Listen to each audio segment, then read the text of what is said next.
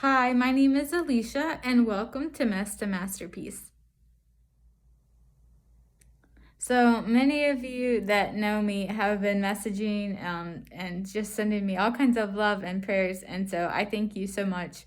But I wanted to kind of fill in what happened on the 4th of December and give you some tips as well. So on the Friday, December 4th, I had another stroke and seizure. And it was a terrifying experience. And it is by the grace of God that I'm still here. So kind of want to walk through those days leading up, and then I'll kind of pull everything apart. So looking back now, I remember that on that Wednesday before, so the Wednesday, December 2nd, I woke up and noticed that as throughout the day as I was working on my writing, that I was just having trouble reading. And so when I was looking at even text messages or trying to read something out loud, especially, it was like it was very slow to process.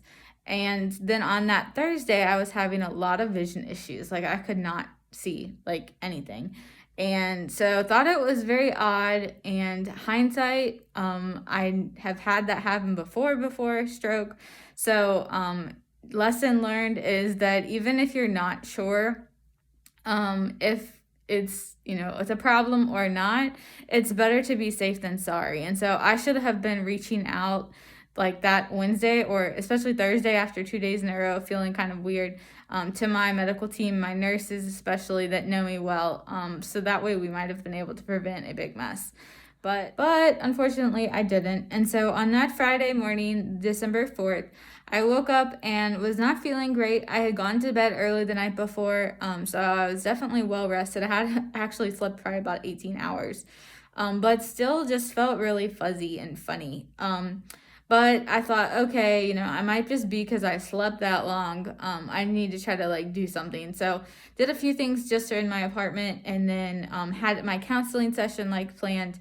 And I remember telling my counselor like I kind of feel funny, or fuzzy, I think I kept saying. And she was like, okay. And so, but we talked, and even now she said like it wasn't like I was very out of the, way out of it.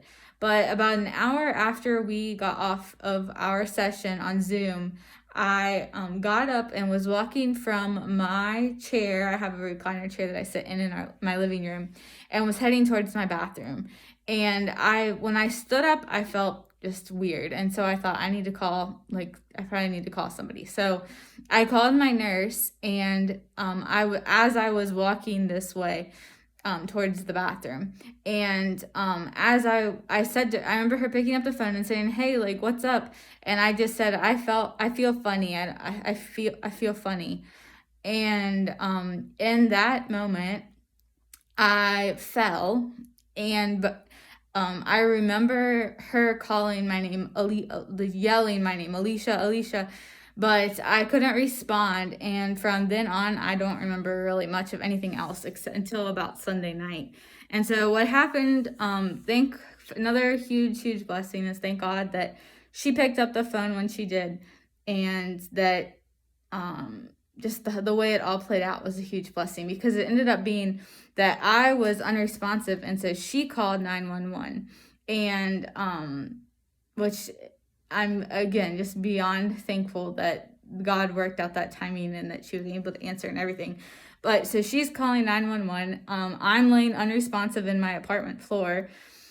And then when they got to me, they found out I was not responsive at all. And so they ended up having to come through the door. So that's kind of like guess we're on like second or third tips. But if you can, it would be amazingly helpful for you to find somebody that would have a key to your apartment in case of an emergency, especially if you live by yourself like I do and have any kind of medical problems, or even be healthy.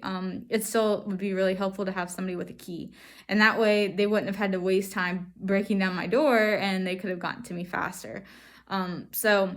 But again, hindsight's 2020. So they didn't, and they came through my door, or more like the wall next to the door, and the fire and EMS and people. And so when they got to me and I'm not responding, can't talk, can't speak, I remember at some point that I remember they opened my eyes and was shining a light in my eyes. And I, like, in my mind, I was saying, "Oh, it's okay, guys. I'm okay," but like nothing was coming out. So it definitely was a terrifying experience. I was just like stuck in my body. Um, but anyway, so that's but from there, the EMS people were didn't know any information about me. So I want to give you a very huge tool that would be of huge help in case of an emergency situation like this. Or again, it doesn't matter who you are, especially if you live by yourself, though. Okay, so this is my refrigerator, like in my kitchen, but this is very, very important. On top of on my refrigerator, I have this in case of emergency, and on that is this sheet, and it has all kinds of information like my birth date, my height, my weight, my address, my phone number, my various doctor providers, medicines that I'm on, allergies that I have, major health conditions, like including my strokes, and emergency contacts. So it has a slew of information on it. And it's only a front and back. And so if you want something to model after and you're like, Alicia, I would love to see yours, I would be happy to share like a template with you. So just feel free to email me. But this is really, really important. I put one on my refrigerator, and I also carry one in my backpack. And that way, then, in the case that happened on the 4th, they can figure out who I am and what belongs to me. Especially if you have, like, I have tubes coming out of me, and so they're like, what is this? What does it belong to? You know, it's much more easy if they have this concrete piece of data to use. So using my sheet that I just showed you, and also they called my nurse back to try to get any more information.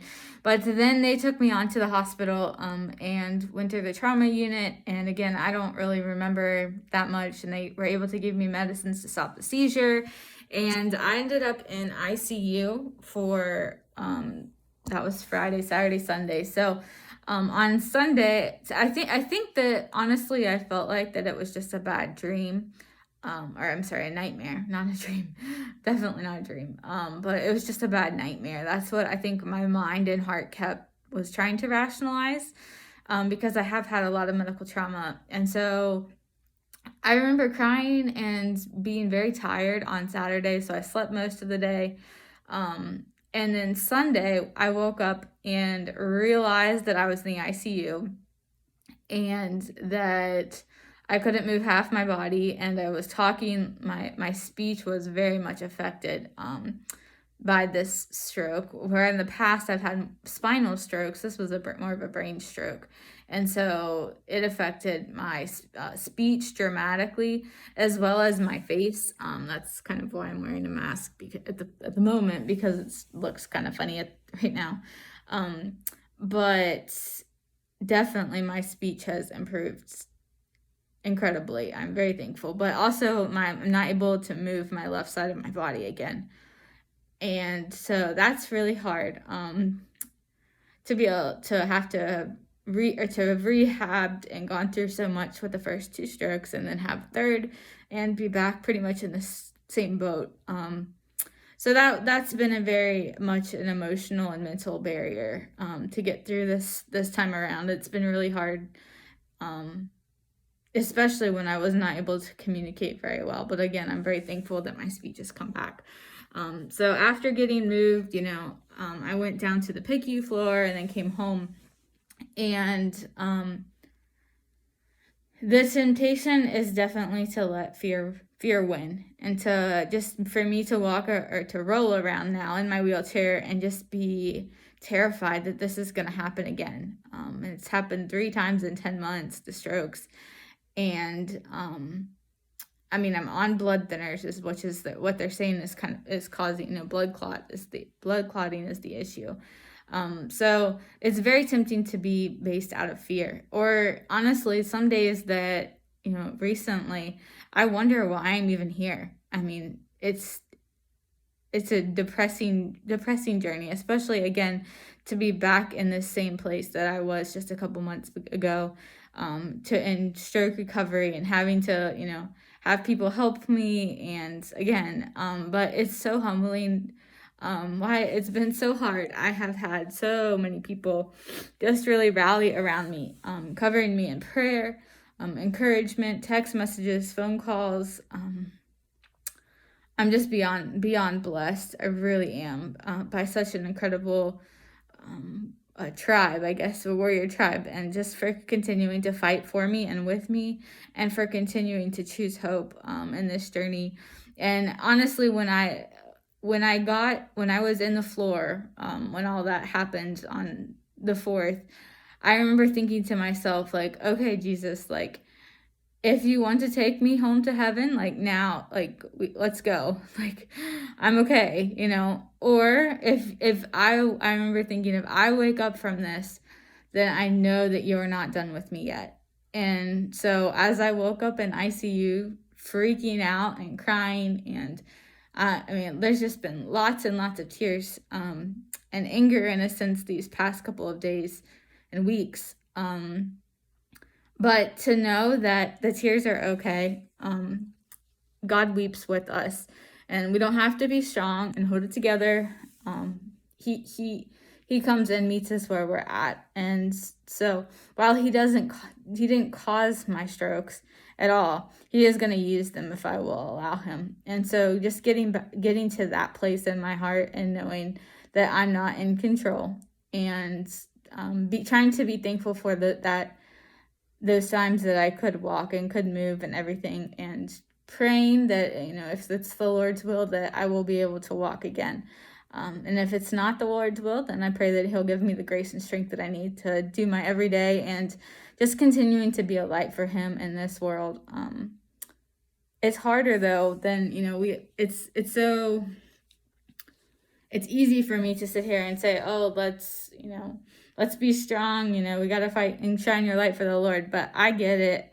In the depths of this, especially, again, these past couple of weeks have been so hard on me, mentally and emotionally, just waking up in this place. But God's not done with me, and I don't know how or why or what this is going to look like, but just continuing to trust him in this process. And so if you have any questions or comments, or you are struggling too, with whatever, maybe an illness or a loved family one or anything, please reach out to me. I would love to be able to pray with you and talk with you if you'd like, or email, however I can best be of help, because you're not alone. And that has just continued to be what has carried me through. And remembering, even though I might be alone in my apartment, and because of COVID, it's hard to talk to people in person, but that I'm not alone, that, people really do care. But most importantly, God does. So that's my encouragement for you today.